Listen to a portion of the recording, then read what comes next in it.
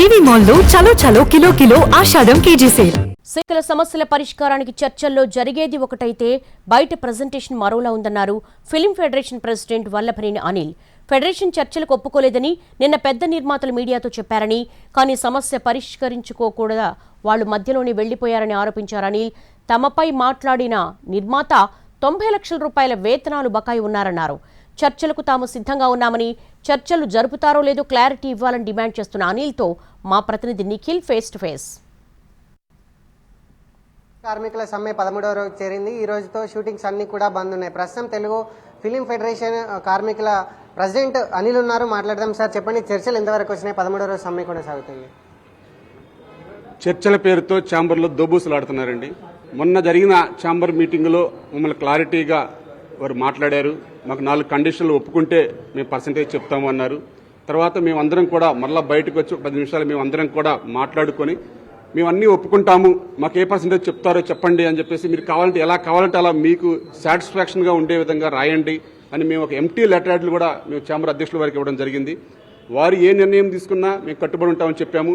మరి వారు నిర్మాతలకు ఏం చెప్తున్నారో మరి ఏం చెప్పారో మాకు తెలియదు. కానీ మరి ఈరోజు చూస్తే మాతోనేమో ఎక్కడ మాట్లాడొద్దు, మనందరం ఒక కుటుంబం, మీరు ఎక్కడ మాట్లాడుతుంటే వేరువేరుగా వెళ్తున్నాయి అనేసి వారు మాకు చెప్పడం, మళ్ళా నిన్న వాళ్ళే పంపించారు మమ్మల్ని మాట్లాడమని చెప్పేసి ఒక 3 అగ్ర నిర్మాతలు వారు మాట్లాడటం ఏంటో మరి మాకు అర్థం కాలేదు. మేము అనేది ఒకటే, మాకు చెల్లించవలసిన వేతనాలు ఏవైతే 13 కోట్ల బకాయిలు ఉన్నాయని చెప్పి ఛాంబర్లో చెప్పాము. ముందు ఆ బకాయిలు చెల్లించండి, తర్వాత మీరు అసలు పెంచుతారా పెంచరా మీ క్లారిటీ అనేది మాకు చెప్తే మా కార్యాచరణ ఉంటుంది. కానీ మమ్మల్ని అట్లా కార్మికుల్ని అడ్డం పెట్టుకొని కార్మికులకి మేము అడిగే డిమాండ్లకి కాకుండా మీరు అడిగే డిమాండ్లు మేము ఒప్పుకుంటున్నాం అన్నా కానీ వాళ్ళు ఒప్పుకోవట్లేదని మీరు తప్పుడు సమాచారం ఇస్తూ మమ్మల్ని అబాస్ పాలు చేయడం కరెక్ట్ కాదు. కాబట్టి ఏదేమైనా క్లారిటీగా ఛాంబర్ నిర్ణయం మీకు కట్టుబడి ఉంటాయని చెప్పాం. ఆ నిర్ణయం మీరు పూర్తిగా క్లారిటీగా మాకు తెలియజేస్తే, మీరు పెంచుతారా, పెంచితే ఏ పర్సెంటేజ్ పెంచుతారు, పెంచకపోతే అసలు పెంచము అని మీరు క్లారిటీ ఇస్తే మా నిర్ణయం మేము నిర్ణయించుకోవడానికి సభ్యులందరి సమక్షంలో మేము మీటింగ్ పెట్టుకొని మాట్లాడడానికి ఒక ఆస్కారం ఉంటుంది. కాబట్టి మేము ఇప్పటికైనా సరే ఛాంబర్ నిర్ణయం కట్టుబడి ఉంటాయని చెప్తున్నాం. సార్, నిర్మాతలకు సంబంధించి ఫెడరేషన్ కు 2 కండిషన్స్ పెట్టారు. ఆ ఫెడరేషన్ ఒప్పుకోవట్లేదంటే అసలు ఏంటా కండిషన్? మీరేం చెప్పారు, వాళ్ళేం చెప్పారు? వారికైనా మాకైనా ఒకటే కండిషన్ అండి.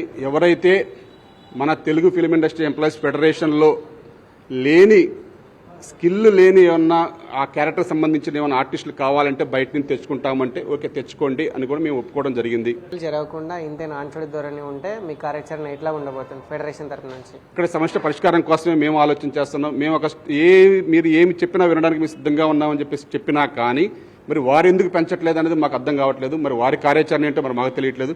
కాబట్టి ఇప్పుడు మేము అంతిమంగా మేము అడిగేది ఒకటే, ఫిల్మ్ ఛాంబర్ వారిని అసలు పెంచుతారా లేదా, పెంచితే ఎంత పెంచుతారు, ఈ కండిషన్లు ఒప్పుకుంటే ఎంత పెంచుతారో మేము క్లారిటీగా ఆ రోజు నుంచి అదే అడుగుతున్నాం, ఈ రోజు అదే అడుగుతున్నాం.